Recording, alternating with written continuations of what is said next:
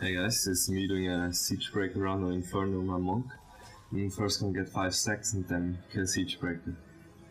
Instead of playing some crappy Linkin Park music, which most of you are mute anyways, I decided to talk over the video and let you guys know what I'm doing. So, starting right away is the first champion pack. Not a very hard one. Reflect damage is virtually non-existent for a monk. And the rest is basically don't stand in the shit. What I'm doing here is trying to avoid the frozen by zoning to another level. It's a trick you can always do if you pull them up to the entrance, but I usually don't bother with it unless the mobs spawn right at the entrance. You see the mobs dropping really fast. They have no extra health or shielding to keep them alive, and they die in like 30 seconds. What I do here is I go check the 2 rooms on top of the stairs, because first there's always some weapon racks or armor stuff to get, which did drop legendaries in the past for me. And the second reason is there can spawn a champion pack. If you walk the stairs, there can fly some Molochs down from the sky, or there can be some Fallens on top. And the third reason is there can be a treasure goblin hidden on the right side. This dungeon always contains 1 champion group, as well as maybe a chest and maybe a treasure goblin. So this is a pretty hard combo. They have Fear, Arcane Enchanted and Electrify. Basically Fear and Arcane Enchanted means you're gonna die most of the time, at least once. But it's no big deal, you just die, respawn, with your cooldowns back up and kill them. The hard part about this combo is ranged mobs will fear you a lot if they have nightmares. And getting feared into arcane lasers is usually, you just die if that happens, unless you have cooldowns up. Extra health doesn't really help in here. They're pretty low HP base mobs. What it might see me do is equip my shield when I encounter electrified mobs. It helps a lot to mitigate the lightning damage. You can take it a lot more resist armor, and they can actually block. I switched back to dual wield when the ads were down, so for 5 or 6 ranged mobs with electrify, I usually switch to shields until I have 3 or 4 of them down. Alright, second pack down. What I'm gonna do now is explore the rest of the dungeon, since there can spawn a chest and there also can spawn a treasure goblin. This is gonna take a minute, but it's definitely worth the time. I'll take this time to talk a bit about the champion affixes. The worst ones, in my opinion, the ones which you really have to look out for, are Molten, Fire Chains and Arcane Enchanted. They're bad even on their own, but they get amplified by Teleport, Fast and Vortex, which are really nasty combos. If you get Fire Chains Vortex or Molten Vortex, it's probably the hardest non-invulnerable minion combo you can get. Invulnerable minion is a topic on its own. They can be impossible to beat. It's pretty much the only combo that can be impossible to beat if you get a really nasty invulnerable minion combo. Another one to look out for is Mortar on ranged mobs, since they will always try to run away from you and keep shooting the mortars. You can't really do anything about it except maybe equip a shield and tank the damage from the mortar, time your cooldowns. Other than that, there's a lot of blank affixes against them all. Pretty much everything else you don't really care about. Maybe shielding is another one to mention, because you actually do not gain life on hit, and you do not generate spirit when you hit the shielded monster, so just have to switch. Always switch to the mob that is not shielded. Right here you can see me clearing through the trash to the next champion pack. I chose the Keeps Depth level 1, since it's the fastest. Basically just take the teleporter to level 1. Here you see fire chain spec. Fire chain is always an issue. It's never easy to kill a fire chain spec. Right here, I don't know what happened actually. I dropped really fast. It was the plague, because the plague doesn't really do a lot of damage unless there's 2 or 3 of them stacked up. Yeah, shit happens, you die. You just go there again and kill him. What you can try to do with fire chain mobs is try to block them in an entrance, like I'm doing here. It helps a lot, so they can't really surround you. If they surround you like this, pop cooldowns, and try to get out of the situation. Skeleton archers are really easy base moves, probably the easiest you can encounter here, so no big surprise this pack went down really fast. More trash clearing. As you can see, I'm using 2 spirit generators instead of just 1. I will talk about this after the run for like a minute or 2, explain why, what are the advantages, disadvantages, etc.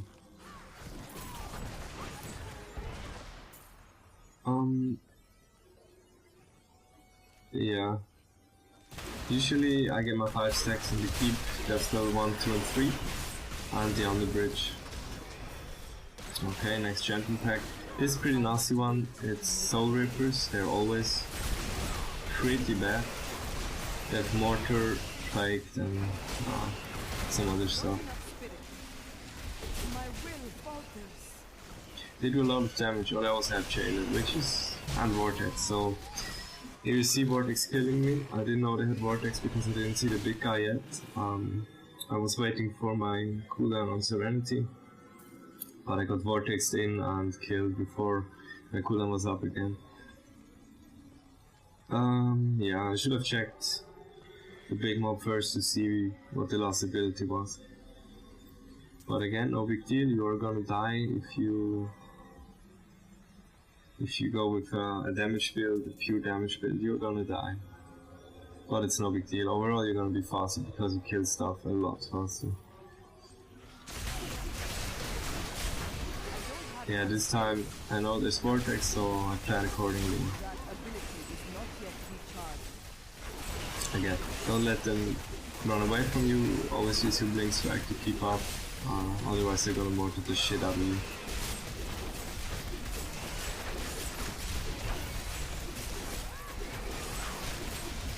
Yep, pack down. That's 4 stacks. When I'm at 4 stacks, I always go to keep level 3, because there's a very high chance the pack spawns right next to the teleporter, which is the case in this game, I think. Most of the times it's either those skull cleavers or the big dudes, like demonic tremors or something like that.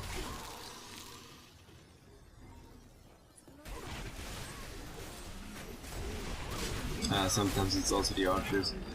Here we see a pretty bad pack. That's what I was talking about. It's fire chains and fast. They will try to surround you. What I do here is I kite for a bit, try to poke, get my buffs up, and then go in with all my cooldowns and try to burst one of them down. I'm probably gonna die here since when I don't have my cooldowns up, I'm really vulnerable to fire chains, especially if they have amplifying abilities like fast vortex teleport. Here I go for it again, even though my cooldowns are not up. Yeah, they get ready just in time. I think I managed to burst one down here and die in the process. That's fine. If you kill one fire chain guy, you essentially reduce the fire chains from 3 to 1, and the pack gets a lot easier. Yeah, that was fail. Or well played by the skeletons, I guess. No big deal, they're right at the teleporter. If you want to optimize your time running Siegebreaker, you should always stay near the checkpoint. That means don't explore the levels too far. If you kill 1 or 2 packs, just go to the next level, clear from the checkpoint.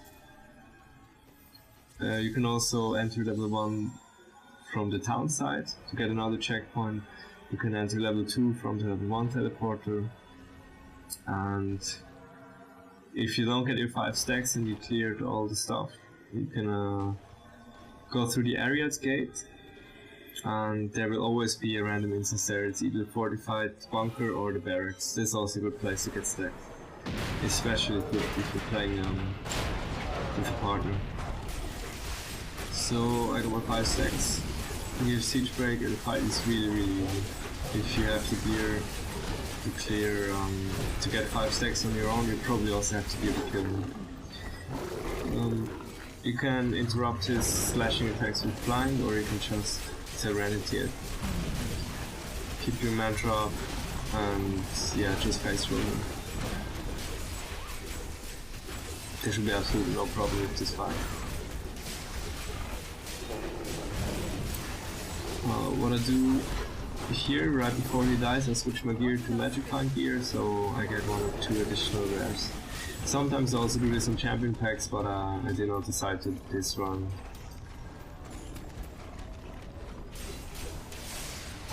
Yeah, switching the gear, activating Serenity, and really lost 2 points of damage. 3 rares, nice. The loot was pretty bad this run, but yeah, whatever.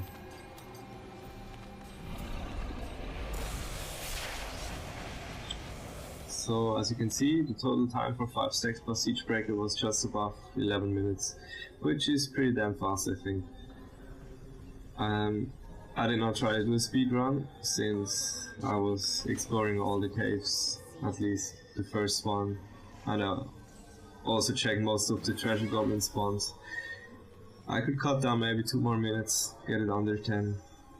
So here I'm showing the stuff in my Enchantress. It's actually pretty important to maximize the DPS on your Enchantress. You want to get high int, high vitality items, and if they also have magic find on it, like this beautiful necklace, then the better. For skills, Charm, Power Armor, obvious. The third one, I actually prefer the damage spell instead of the Disorient. It ticks for, I don't know, 15k or something. And for the last, I prefer the attack speed boost. If you get the right items, you can get above 5k DPS on your Enchantress, and it's a pretty big help. Skill wise, as you could see, I use Thunderclap Rune to teleport. Blinding Flash, that's my burst DPS. If I activate, I go up to like 65k DPS. Blazing Wrath, your first damage modifier, 15%, it's like 4 or 5k. Serenity, always use the 4-second rune. The heal is pretty useless since you can heal to full in 4 seconds. March of Conviction just for the extra damage, since I don't need to dodge. Passives are self-explanatory, never change them, never. And the last skill I use is Deadly Reach. That might be the one a bit, how do you say, not many people use 2 generators. The reason why I do it is Foresight. That's the room on Deadly Reach, the last one, which adds an 18% damage buff for 30 seconds whenever you use the third strike. So basically it's another damage boost, and it gives you some utility. Some situations, especially if you're blocking doorways, you can actually use Deadly Reach to do more damage. Or if mobs are camping inside their like Desecration or Plague, you can attack them from outside. So here I'm finishing up the run, selling the crappy rares I got. I will put a link to my gear and my spec in the description, so feel free to check it out, ask questions in the comments. Yeah, peace out.